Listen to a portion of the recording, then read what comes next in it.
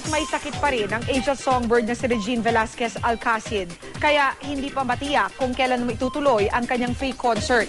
Nilinaw naman ni Regine na hindi ang kanyang pagdadayet ang dahilan ng kanyang pagkakasakit. May chika si Lars Santiago. Paus pa rin si Regine Velasquez nang humarap siya sa press kanina. Kagagaling lang daw niya sa kanyang doktor kahapon para magpa-check up. Right now, I'm really just concentrating on getting well. Kasi yung body ko yung tinamaan na, hindi lang naman yung boses ko eh. So I'm concentrating on getting well. I just went to see my doctor yesterday. Ang advice niya sa akin is talagang complete voice rest.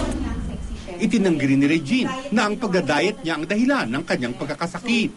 Sa ibinigay raw na diet ng kanyang nutritionist, lalong mas dapat lumakas ang katawan niya sa paglaban sa sakit.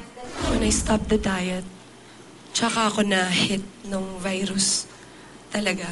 I should have continued with the diet. Para kang ineksyon na ng bataas na nutrients. So, hindi pwede sa taas ng nutrients. Usually, you're even going to be stronger, more energetic. Pero wala po tayong laban sa virus. Tiniyak naman ni Regine na tuloy ang ipinangako niyang free concert pero wala pang eksaktong petsa kung kailan ito idadaos. Wala pa kasi inaayos pa lahat. Siyempre yung availability ng lahat ng mga involved. Kasi siyempre hindi lang naman ako. Hindi rin biro ang gasto sa gagawing concert kahit pa nga ibinigay ng ibang taong kasama rito ang serbisyo nila ng libre. Kaya bukas din daw si Regine para sa mga sponsor at maaaring magbenta ng ticket sa mga wala pa nito na gustong manood. Kasi syempre it's a free concert so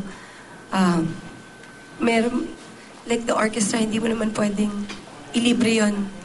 The suppliers, the sound system. I mean, marami ka nang masisave pero meron ka pa ding malaking gagastusin. Lars Santiago, updated sa Showbiz Happening.